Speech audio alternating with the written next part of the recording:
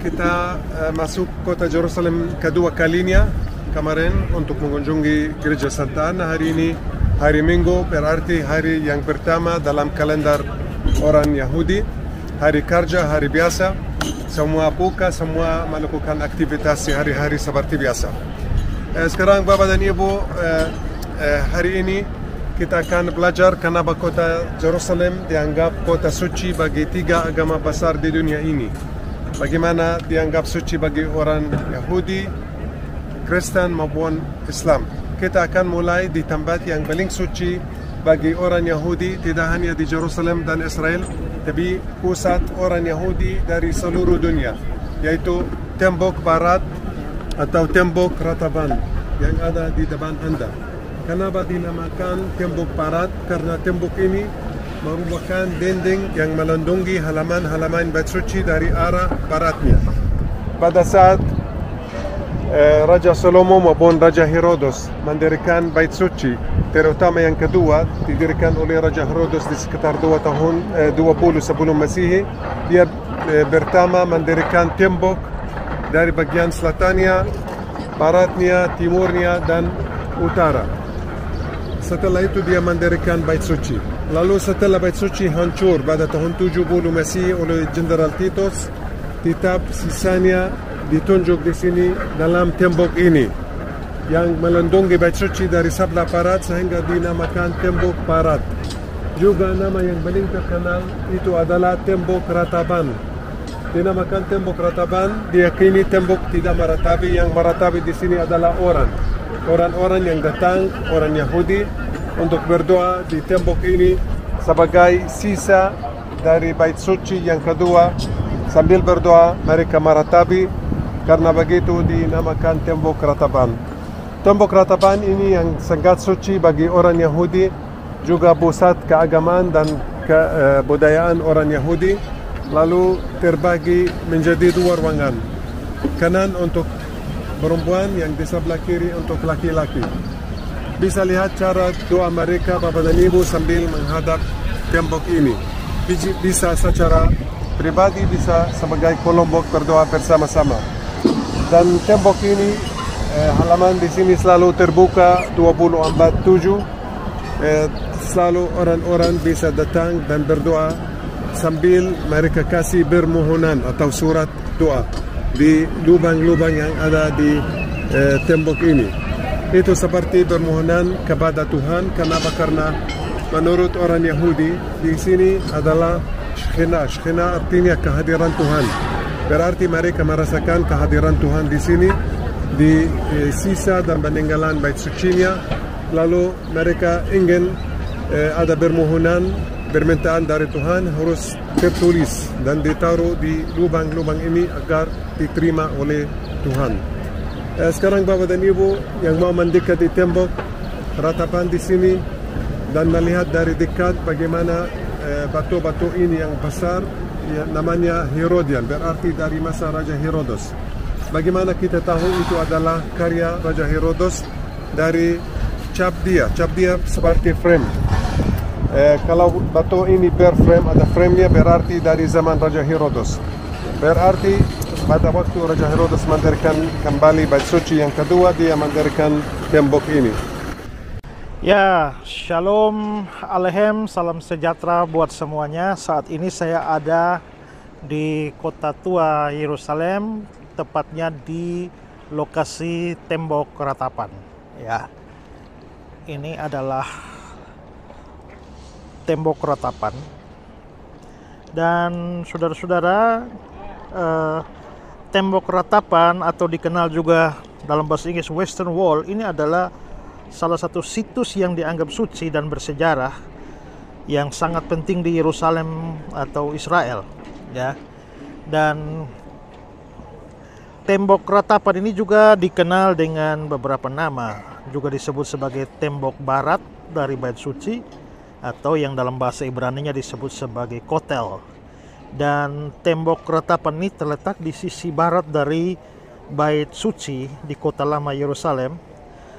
Dan tembok ini merupakan bagian dari struktur yang dibangun oleh Raja Herodes Agung pada abad pertama sebelum Masehi untuk memperluas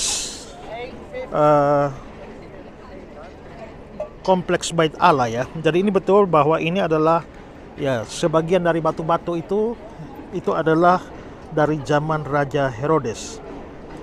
Nah, apa itu tembok ratapan? Nah, ini sebenarnya adalah satu-satunya sisa ya, tembok sisa yang masih berdiri di kompleks Bait Suci orang Yahudi yang dihancurkan oleh Jenderal Titus dari Roma pada tahun 70 Masehi ya.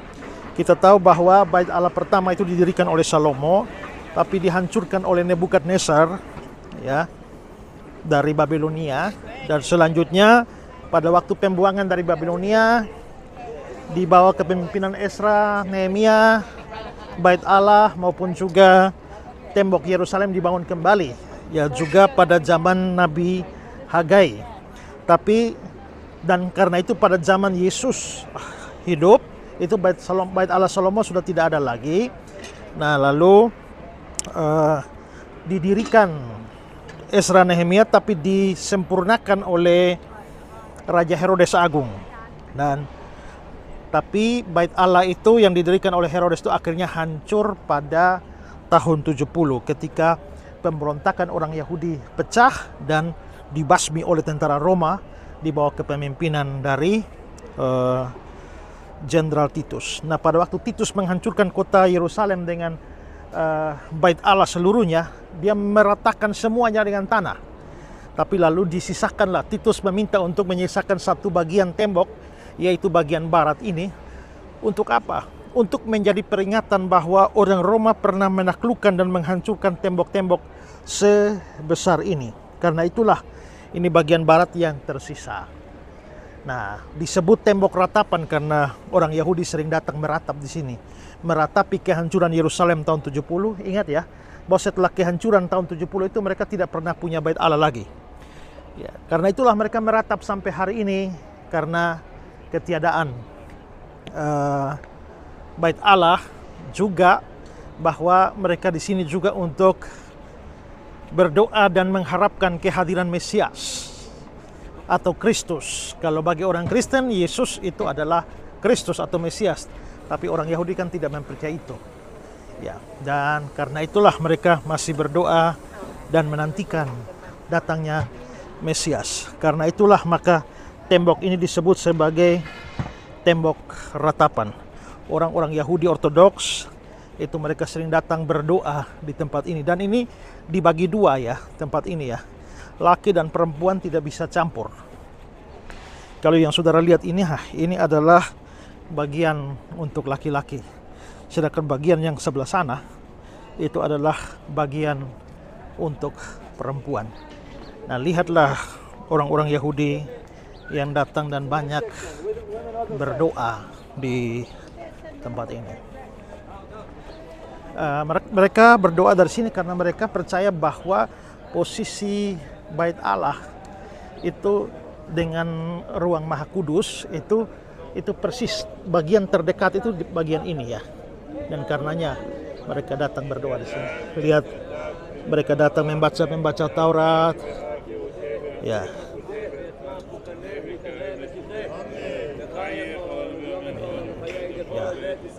Lihatlah gaya mereka berdoa.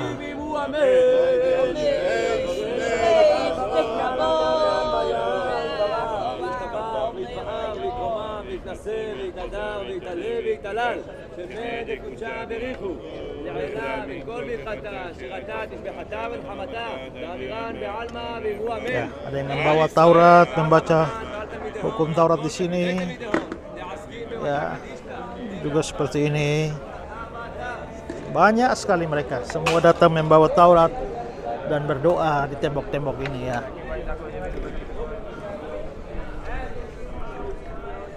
Ya, ini penampakan dari atas bagaimana orang-orang Yahudi berdoa di tembok ratapan ini.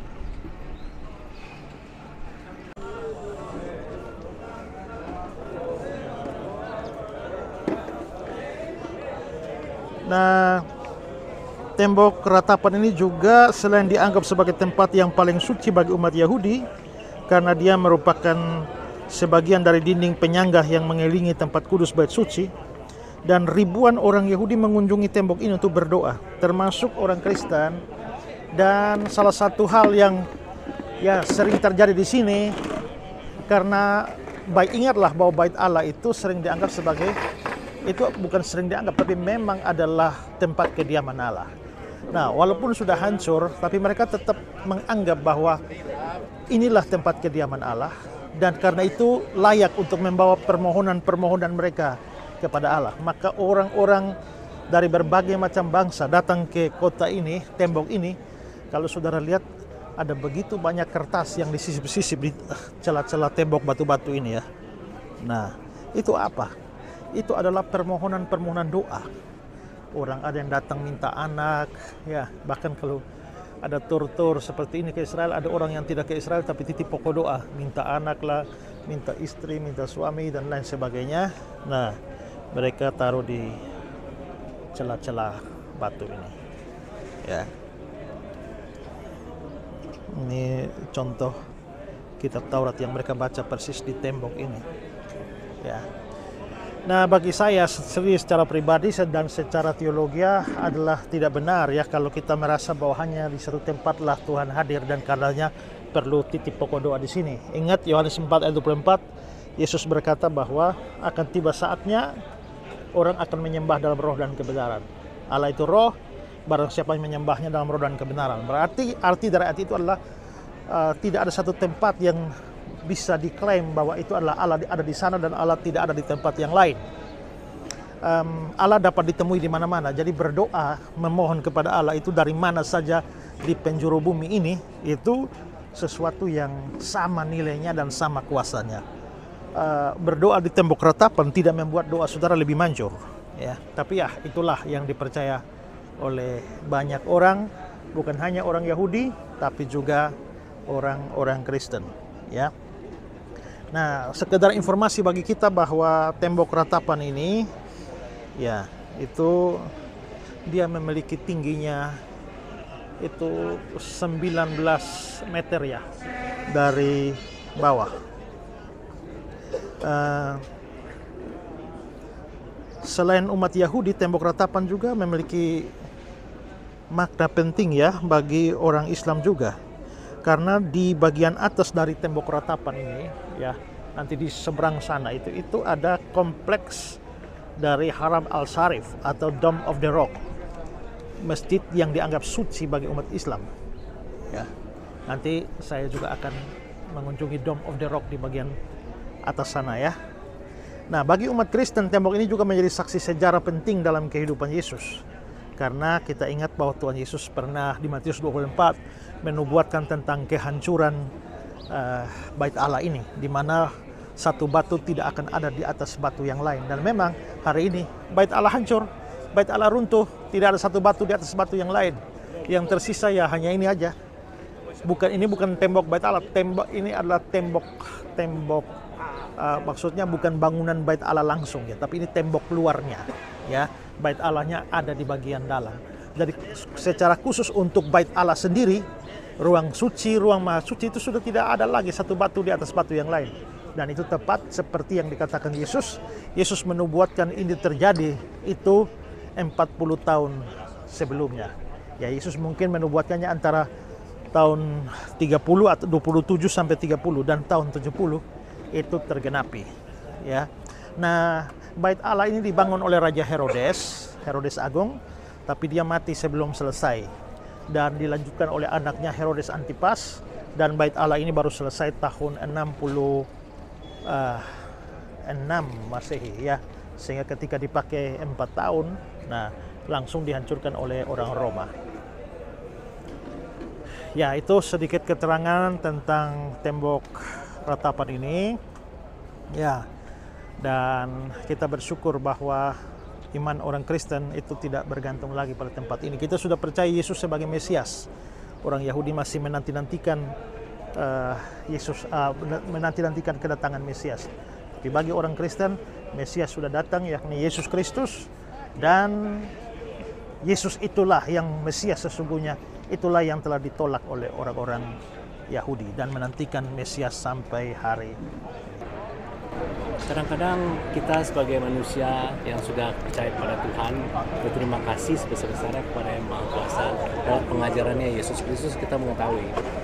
Tapi banyak saudara-saudara kita, terutama orang Yahudi misalnya, dengan kebudayaan meratap di tembok ratapan. Dan kalau perlu mereka juga menulis note atau catatan kecil dan menyelipkan ke dalam sela-sela itu. Ini merupakan suatu kebudayaan yang mungkin kita pelajari adalah kebudayaan lama. Namun sejak kedatangan Yesus Kristus, kita berasa bersyukur sekali. Yesus menyederhanakan semua yang menjadi simple menurut pengetahuan kita. Sehingga kita yang memuja Allah berdasarkan roh, tidak perlu memuja di satu tempat saja, tapi di mana saja 24 jam seminggu, 24 jam 24/7. Berarti setiap saat kita bisa memuja. Tapi lihatlah saudara-saudara kita yang masih percaya dengan keadaan yang demikian. Kadang-kadang menurut saya secara pribadi mereka kurang lebih beruntung daripada saya. Saya berterima kasih kepada Tuhan yang telah mencerahkan iman saya dan percaya kepada Yesus Juru Selamat dunia. Terima kasih. Betul Pak, hanya juga perlu diperhatikan bahwa yang datang dan membawa pokok-pokok doa ditusuk di tembok-tembok itu bukan hanya orang Yahudi, tapi juga orang Kristen dari berbagai tempat. Bahkan Bapak sekian tahun yang lalu, pada waktu saya mau datang tur di sini, ada orang yang berurut, Pak tolong titip pokok doa. Jadi mereka membuat pokok doa kertas titip untuk apa? Tolong ditusukkan di batu-batu di tembok ratapan ini. Saya tidak mau, ya. Tapi pernah saya ikut tur di mana bukan saya pemimpin turnya, ya. Ada pendeta lain, dan pada waktu kami datang di tembok ratapan dan pas mau pergi dia minta maaf. Oh sebentar, lupa. Saya lupa menusukkan titipan pokok doa dari jemaatnya. Jadi waktu dia datang jemaatnya juga banyak titip ini, pokok minta anak lah, minta pacar lah, minta kesembuhan lah. Jadi itulah banyak semua di situ. Nah, itulah cara yang salah. Betul seperti yang Bapak bilang tadi bahwa Allah itu roh. Dia bukan fisik, karena itu dia tidak dibatasi tempat. Memang pada zaman perjanjian lama, Allah menjadikan ini menjadi tempatnya dia berdiam, ya kan? Nah, tapi kenapa dia sendiri dengan kuasanya mengizinkan, bahkan menetapkan untuk kehancuran bukan hanya bait Allah pertama Salomo, tapi juga bait Allah kedua, bait Allah Herodes, dia izinkan hancur. Artinya bahwa memang Allah, kehadiran Allah tidak lagi terikat oleh sebuah tempat tertentu. Jadi harusnya kita orang Kristen ini bersyukur ya bahwa kita ini boleh dapat menemui Allah di mana saja. Orang karena mereka percaya bahwa Allah di sini, itulah sebabnya orang Israel kalau berdoa juga kiblat. Kiblatnya tuh ke Yerusalem, ya. Maka diikuti oleh orang Islam kiblatnya ke Mekah, ya. Nah, jadi itulah yang terjadi. Nah, terima kasih Pak atas keterangan itu, mengukuhkan kita sebagai yang percaya kepada Yesus, satu-satunya juru selamat kita yang menebus kita dari segala macam dosa kita. Sekali kita percaya dan selamanya kita selamat. Oke, dari lokasi tembok ratapan di kota tua Yerusalem, saya ucapkan Shalom Aleichem, damai sejahtera buat saudara sekalian. Shalom, salam damai sejahtera. Dengan sukacita kami informasikan kembali, Ngobras goes to Israel. Ngobrol Alkitab santai. Bible study on the spot langsung di tempat-tempat bersejarah sesuai yang tertulis di dalam Alkitab. Masih bersama dengan pembimbing rohani kita, Bapak Pendeta Esra Soru dan Bapak Yosuayan. Kali ini paket komplit, kita akan menuju 3 negara, Israel, Mesir, dan Jordania secara langsung. Kami mengundang Bapak Ibu Saudara yang haus dan rindu menggali kebenaran firman Tuhan, baik dari sisi sejarah, hermeneutik penafsiran Alkitab, dan pengertian-pengertian rohani di dalamnya. Segera daftarkan diri Anda serta keluarga untuk jadwal perjalanan tanggal 23 Oktober sampai 4 November 2023. Atau bisa bertanya secara langsung dengan Kairos Tour di nomor 087 888 00 9854. Pastikan Anda diberkati dengan pengenalan akan Tuhan lebih lagi melalui perjalanan rohani ini. Havenus Shalom Aleichem, kubawa berita sejahtera. Yuk yang pengen ke Yerusalem, kita jalan bareng Pak Ezra. Pastikan booking seat Anda, Tuhan memberkati.